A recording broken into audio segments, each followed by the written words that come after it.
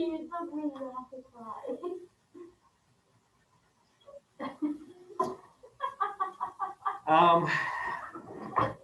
I'll also mention we do have parent-teacher conferences this week. So if you're missing things, You're not going to tell our parents about it because you're very kind. if you're missing things, you should, get them in as soon as possible.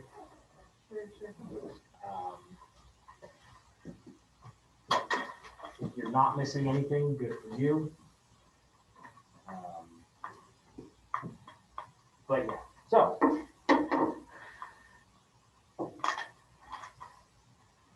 If you are stressed out, don't worry. After the next hour, you only have 3 more days until 2 weeks off. That's stressful because that means that we only have 3 days to finish everything. Only if you want to count it at parent-teacher conferences. I mean, I'll still accept work after the break. You can take those 2 weeks and do all sorts of chemistry work. Yeah, Mr. White. That's what we do on break. Well, I mean, those people who are caught up won't be doing chemistry work. Those people that aren't won't be either. We can tell you that much. Mr. White, Yes. get my homework back. I want to see something.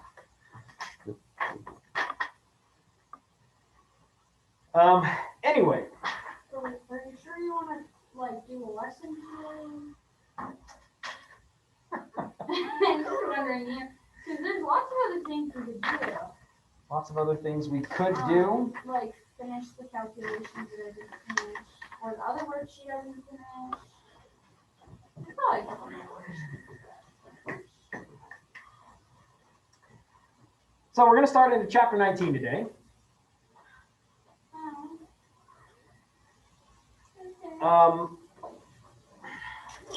So here's the thing.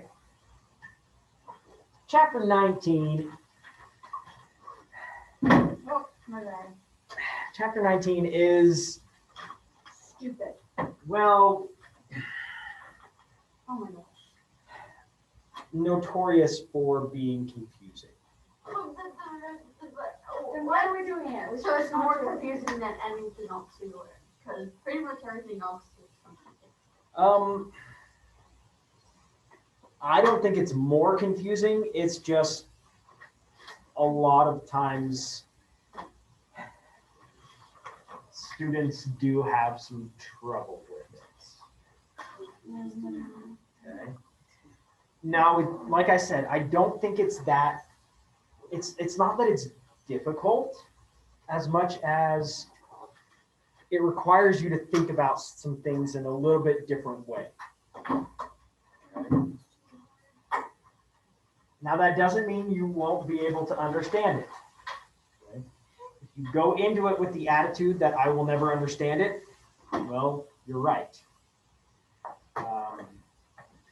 If you go into it with the let's figure it out attitude, it's going to be much better for you. Okay. So, chapter 19 is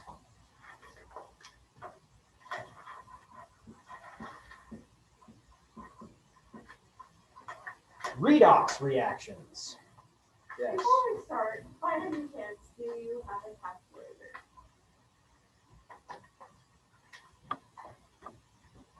Are we just doing section 1 today? Yes. Thank you.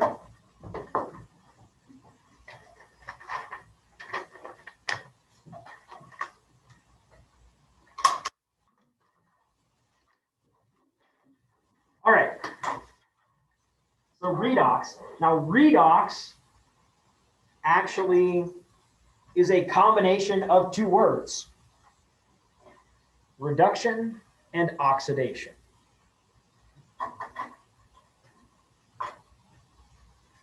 So all of chapter 19 is going to be reduction and oxidation.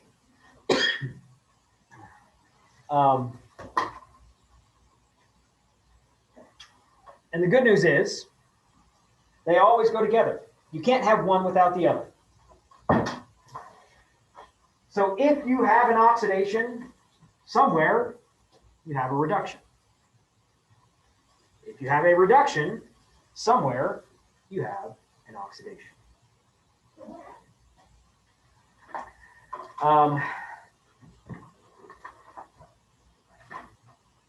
The defining characteristics of redox reactions.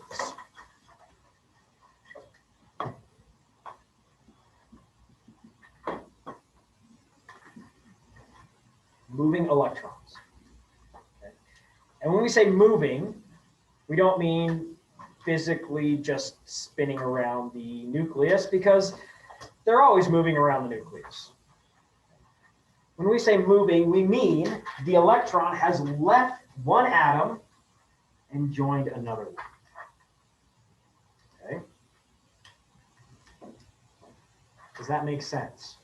The electron has left one atom and joined another one. That is what we are dealing with. We have an electron that leaves.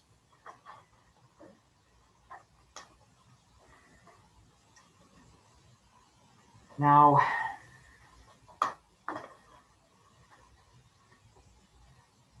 here's where the first thing that is going to be a little bit weird comes in.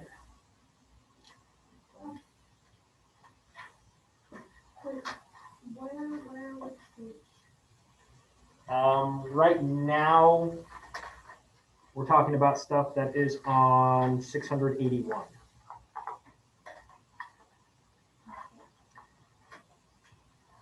Now, the book has given several examples of redox reactions. Okay, and we'll start talking about examples in just a second. But for oxidation,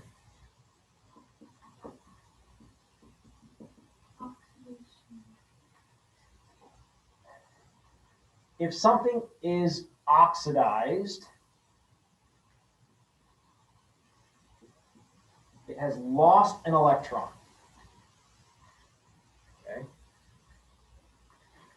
If something is oxidized, it has lost an electron.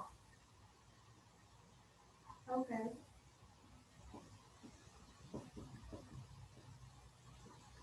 If something was reduced,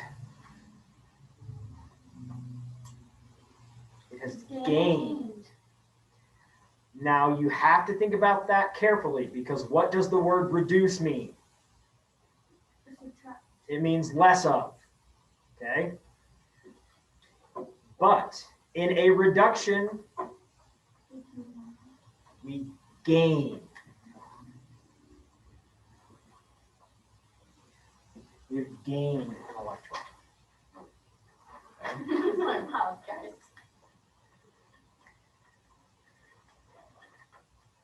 That is something that you 100% must know. I'm gonna forget it. Okay. Wait, repeat that. Reduction, gain, oxidation, move. So, Got any cool like poems for us? Yeah, I know. I do. Oh, he does. So, the way that I was taught and the way that I always remember it,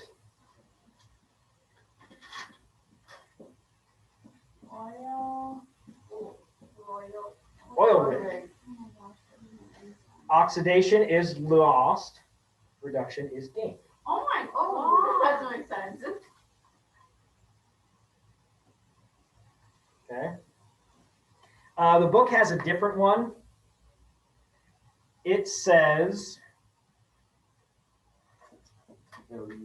Leo the lion says, grr.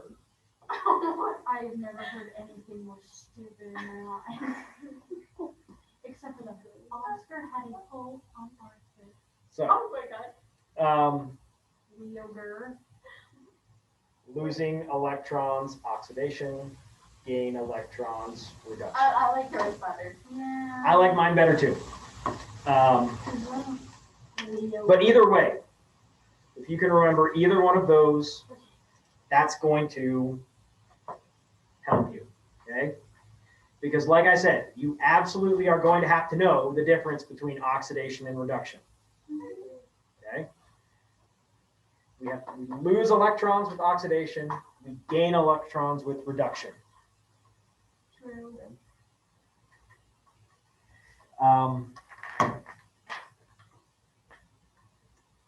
So now we have a new tool that we need to talk about that's going to help us with redox reactions. And this tool is something called oxidation numbers. Oxidation numbers. Now, basically, these oxidation numbers, they tell us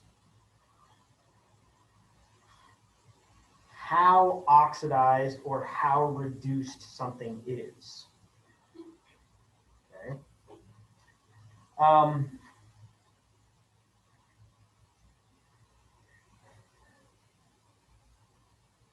There's a set of rules that's going to help us figure out these oxidation numbers. Okay. But just, to kind of start out with, some examples here. Question? Yeah, can I go get a charger real fast? Hurry.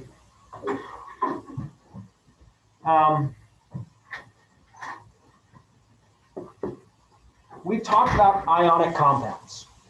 Okay, those make sense to you, right? Ionic compounds. So if we have that's not really a compound, it's just an ion. What does that plus mean? Positive. Okay. What else?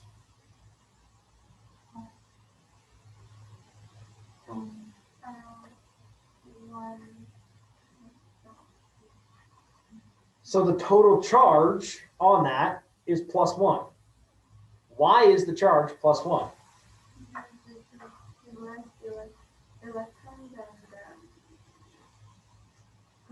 Okay, because we have one more proton than electron. Okay, the neutral atom has lost an electron. See, talking about losing electrons. Okay. So the neutral atom has lost an electron. So the ionic charge is +1. Okay, the ionic charge is +1. It also has an oxidation number of +1. Okay. Now right here, we need to stop and address something. If, let's say, instead of sodium, we have magnesium. Now the ionic charge, we write the number and then whether it's positive or negative. For the oxidation number,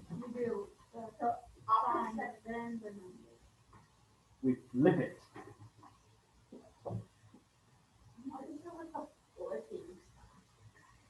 Okay. Why does it matter? Why does it matter? Because it tells you whether you're dealing with ionic charge or oxidation number. Not always. And also, we're going to get to the point where we identify oxidation numbers in compounds. And so you can't just go off of the charge of the entire thing. So, but yes, if we have just one atom, that's an ion, the oxidation number and the ionic charge will be the same. So if we have like that, okay, our charge is -1, our oxidation number -1. So, okay.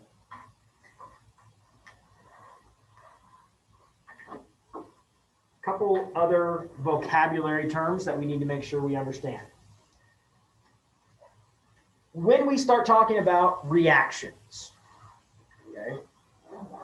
Reaction. Now, obviously, whatever loses the electron is what was oxidized, okay? And whatever gained the electron was reduced. But we also have something called an oxidizing agent and a reducing agent. And here's another one of these things where it's not so much that it's difficult, you just kind of have to keep everything straight. Because whatever was reduced is the oxidizing agent. So what we're saying is, okay, this was reduced, it gained the electron, but it's the oxidizing agent because remember, we paired it together with that. So the oxidizing agent is what was reduced? Exactly. Whatever was reduced is the oxidizing agent. Okay. Whatever is accepting the electron that was lost is the oxidizing agent. Because without that, we couldn't have any oxidation. We have to have something that's going to accept the electron. And that's the oxidizing agent. We also have the reducing agent. What do you think the reducing agent is? What was oxidized? What was oxidized, okay? Because in order for something to be reduced, it has to gain an electron, okay? Well, the reducing agent is whatever is providing that electron, okay? So the oxidizing agent accepts the electron? The oxidizing agent accepts an electron from something. The reducing agent gives the electron. Yes. Okay. So.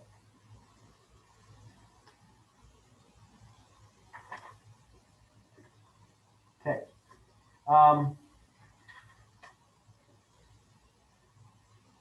We're going to bring back this concept of electronegativity as well. You guys remember what electronegativity is? Kind of. Okay, well, let's review it for those of you who are a little bit fuzzy. Okay, electronegativity. It is the measure of basically the interaction between the protons in the nucleus and the outermost electrons in that atom. Okay?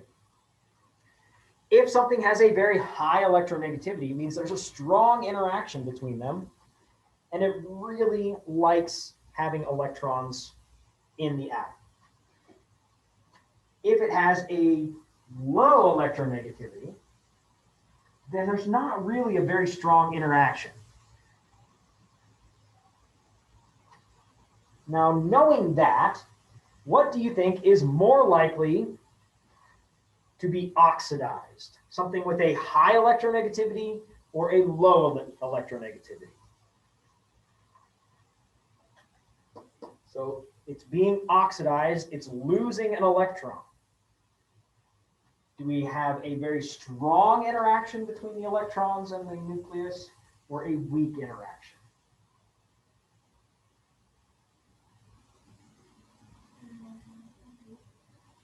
Weak? How do you say weak?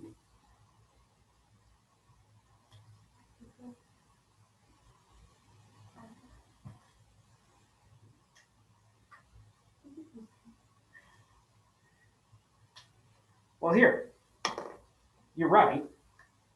Let's think of magnets.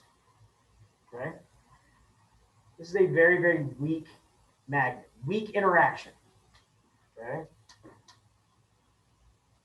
It comes off the board very easily. Okay? Like that electron on the outermost level. Okay? It comes right off. This, however, is a very strong magnet.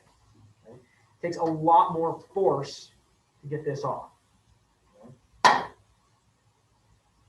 So when we have a high electronegativity, it's much more likely that it's going to be grabbing that extra electron.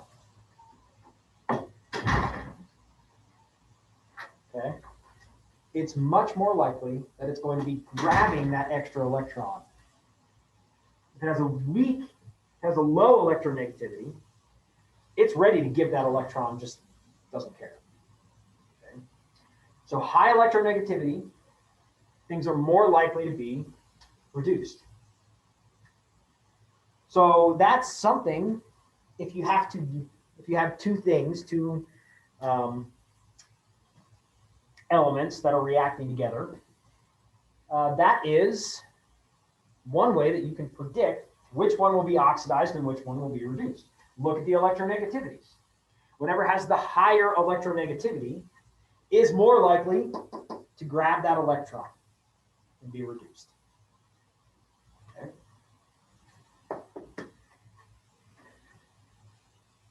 All right. Let's look at an example problem. That might be helpful. So if we look at example problem number 1 on page 685, identify oxidation reduction reactions. The following equation represents the redox reaction of aluminum and iron, and it gives us our reaction here. Identify what is oxidized and what is reduced in this reaction. Identify what the oxidizing agent and the reducing agent. So let's clean up the board a little bit here. We'll leave that up because we may need to reference it.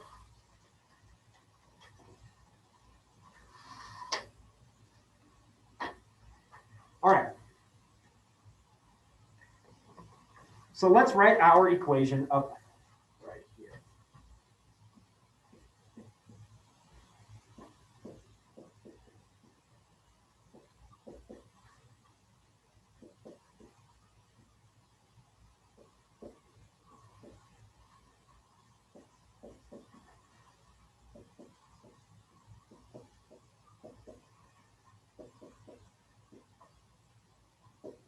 All right. Now,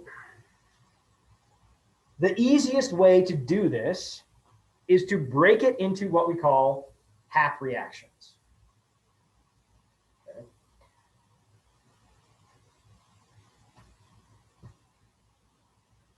And to do a half reaction, really, we just isolate each individual part, each individual element. So let's start with aluminum. Okay. So we have aluminum here. Is there anything else with aluminum over here? Do you see any other aluminum before the arrow? No. No. Over here, where do we find aluminum?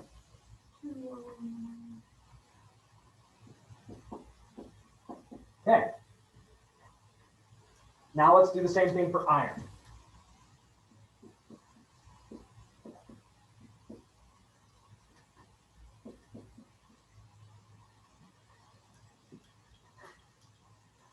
Okay.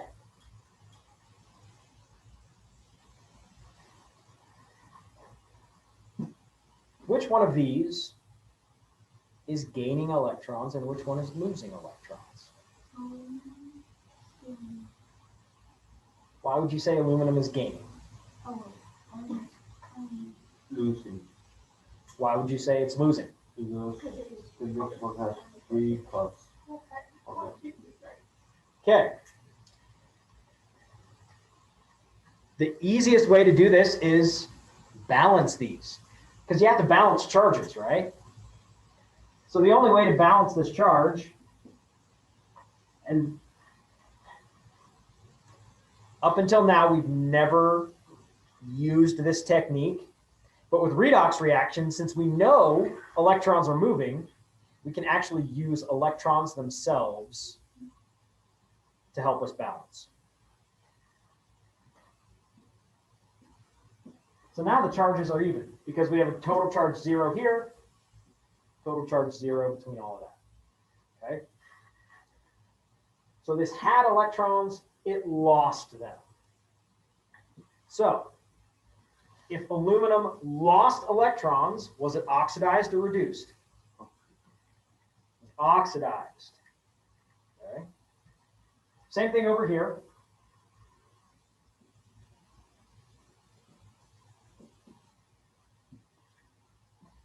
So now we're taking electrons and adding them to this iron ion to make that.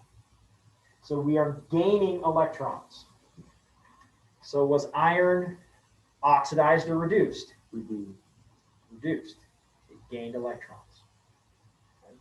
Which one is the oxidizing agent?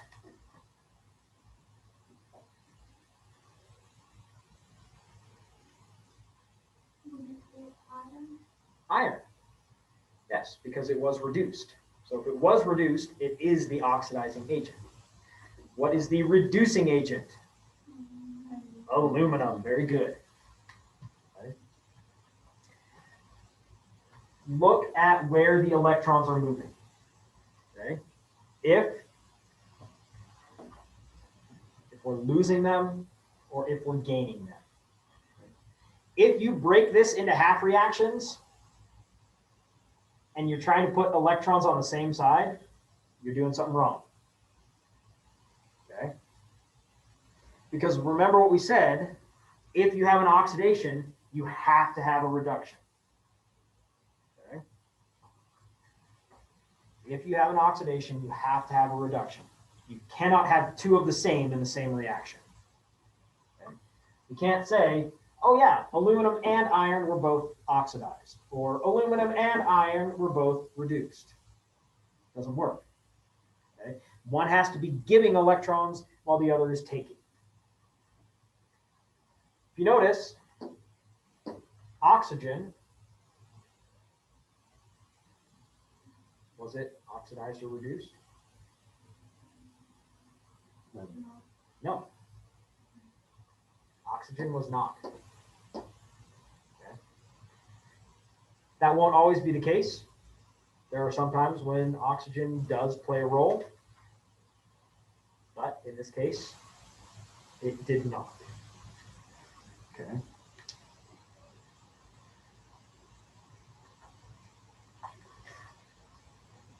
All right. Let's talk oxidation numbers. Here we have on page 686 a list of 9 rules. And that may seem a little overwhelming at first, but we're going to walk through them and we're going to explain why it's really not as bad as it might seem right off the bat. Okay? We need to be able to assign oxidation numbers because it won't always be this easy. Sometimes we don't have any ions that we can look at. If we don't have ions, it's really hard to determine what was oxidized and what was reduced just based off of looking at it. Okay?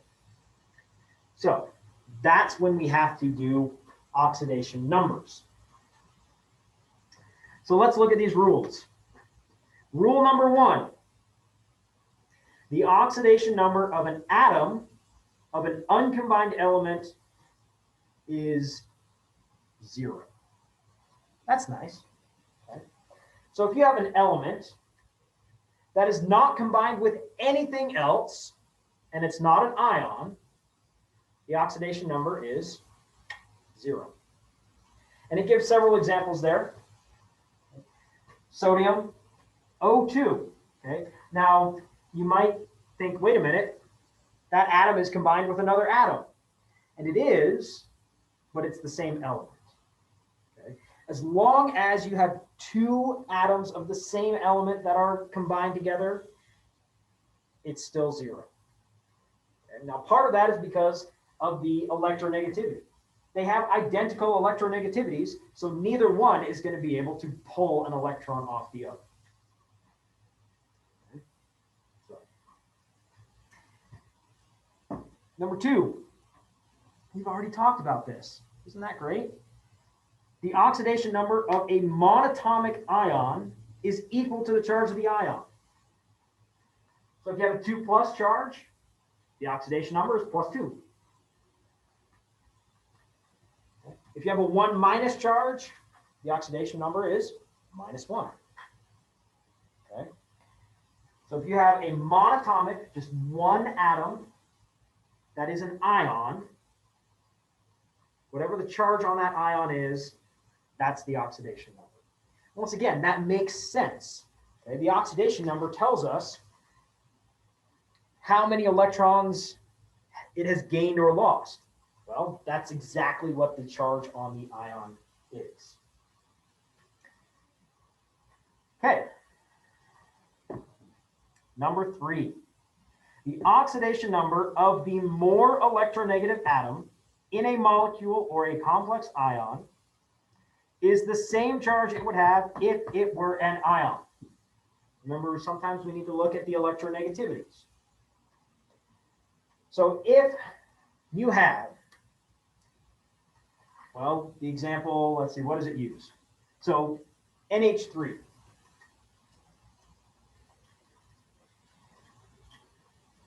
So we've got our ammonia here.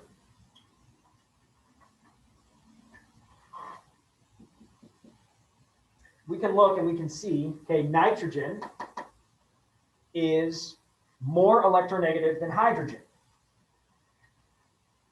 So we go to our periodic table. What would the charge on nitrogen be if it were an ion?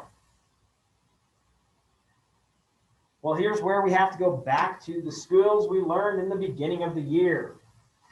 If we look at the periodic table, group 15. What charge do group 15 ions have?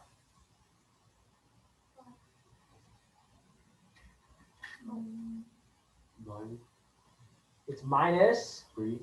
-3, right? Because here -1, -2, -3. So the oxidation number for nitrogen in ammonia is -3. Okay. The oxidation number, this is rule number 4, the oxidation number of the most electronegative element, fluorine, is always -1 when it is bonded to another element. So that's nice. Fluorine is either going to be 0 because we have fluorine, just elemental fluorine, which is F2, or it's going to be -1 because it is combined with something else. Okay. Now, to be completely honest, rule number 4 is completely taken care of by rule number 3. All right? Because remember, it says when you have a combination, whichever one is more electronegative, the oxidation number is whatever the ion charge would be. Well, nothing is ever more electronegative than fluorine, and it forms -1. Okay? So really, you don't need rule number 4 if you know rule number 3. But rule number 4 can sometimes speed things up. If you're dealing with fluorine and you just can remember, oh, well, it's by itself, it's 0, or it's combined with something else, has to be -1. All right. Rule number 5. Rule number 5 has a lot of words, but don't stress. It's actually not too bad. Okay.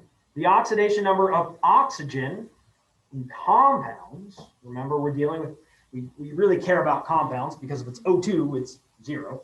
So the oxidation number of oxygen in compounds is always -2, except in peroxides. Okay.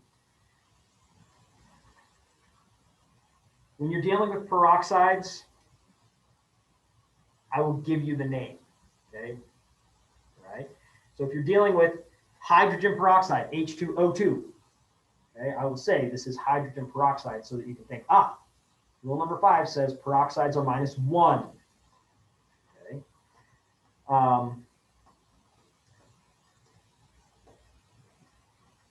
The only other difference is if oxygen is bound to fluorine. Okay. At that point, because fluorine is more electronegative, it actually is going to lose its electron, and it will have a positive one. Okay, it'll have a positive oxidation number. Now, peroxides and being combined with fluorine are definitely the exception to the rule, especially in this class. If you see oxygen and it's combined with something, automatically your brain should start thinking -2. Okay? It will be right 99% of the time. Okay? If you're assigning oxidation numbers and oxygen is somewhere in there besides just O2, just think -2 and you're going to be right nearly every time. So, rule number 6. The oxidation number of hydrogen in most of its compounds is +1, except in metal hydrides, then it's -1. We are not really going to deal with many metal hydrides. So once again, hydrogen +1, you'll be right 99% of the time. Okay.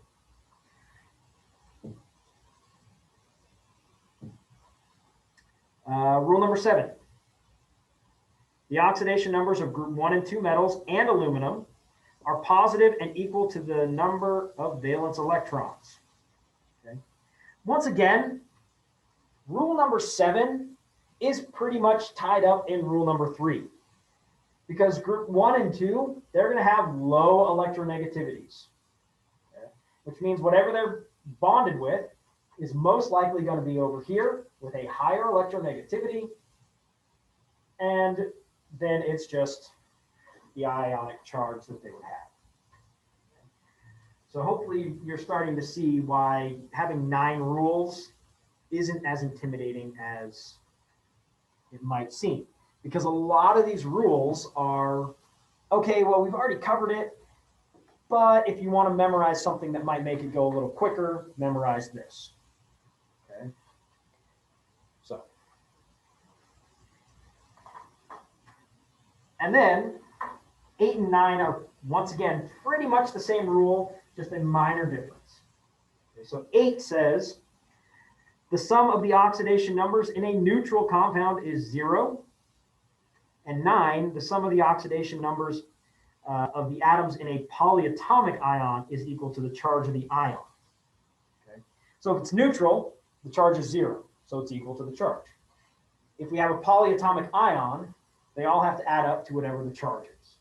Okay, so 8 and 9, once again, pretty much the same rule, just 2 very minor different situations. Now that rule, let's show you how we work with that rule, because that's going to be very important when we're dealing with oxidation numbers and determining them. So we're going to look at example problem 2. So it says, use the rules for determining oxidation numbers to find the oxidation number of each element in potassium chlorate and in a sulfite ion, I should say. So you've got this and that. So basically what the problem is saying, okay, what's the oxidation number of the potassium?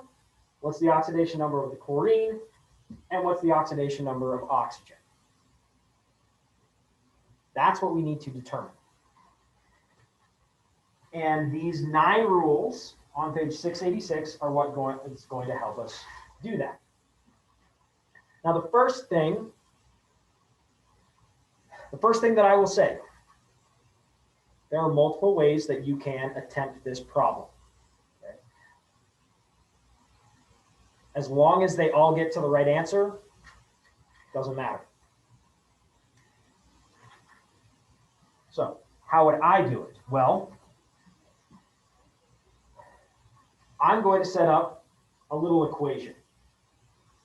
Because I know that if I add up all of these, the oxidation number of all of them, it has to equal 0 because there's no charge. So if we say that X equals the oxidation number of potassium, Y equals the oxidation number of chlorine, and Z equals the oxidation number of oxygen, then we can say X plus Y plus 3Z. Why are we multiplying Z by 3? Because we have 3 of those atoms. Okay? And that equals 0. All right. Now, I want to look and see, are there any numbers that I just know right off the top? Oxygen. Remember we said oxygen is always -2 except in a couple situations. One of those situations is if it's bound to fluorine. Well, we know it's not bound to fluorine. There's no fluorine here. The other one is if it's a peroxide. Well, we look at this and it says it's potassium chlorate. That doesn't say anything about peroxide. So we know Z is -2.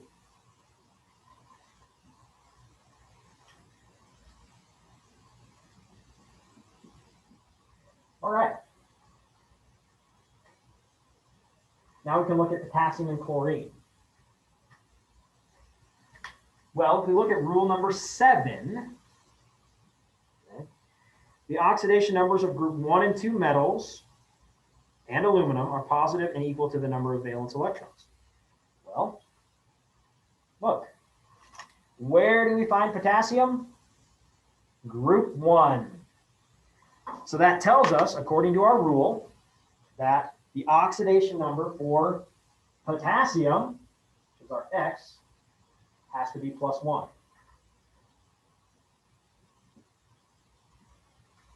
All right. And now we don't have a specific rule for chlorine. So we have to do a little bit of math, but that's okay. So we have 1 plus Y plus 3 times -2 is -6 equals 0. So Y minus 5 equals 0. Everyone see where we are with that? Okay, why we went from this to this? Okay, which means that Y equals 5. Okay.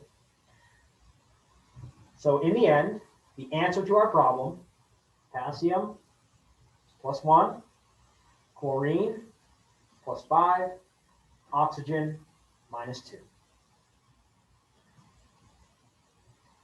Let's go over to our sulfite. We're going to basically do the same thing. So we're going to say that X is the oxidation number of sulfur and Y is oxygen. So here we have X plus, once again, we have 3, so 3Y. This time we're not going to say it's equal to 0 because we have a charge. So this time it's equal to -2. So now once we have that set up, we start looking. Where are the easy ones? Oxygen is an easy one. Once again, not bound to fluorine, not a peroxide. So we can say Y is -2.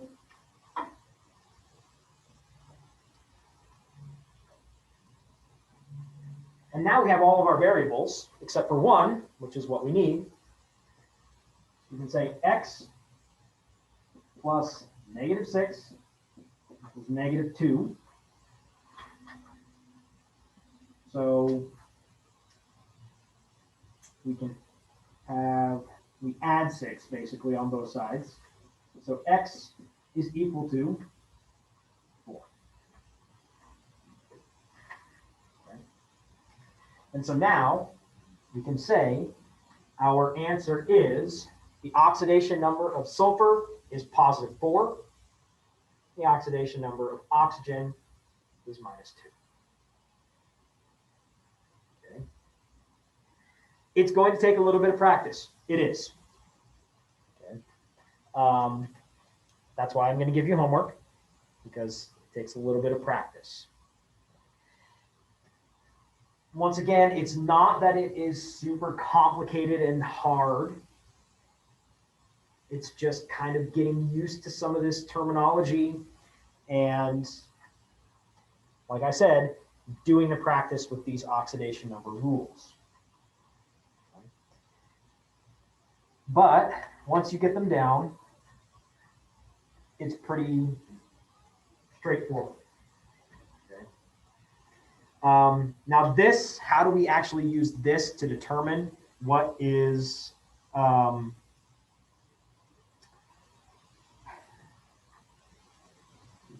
being reduced and what is being oxidized?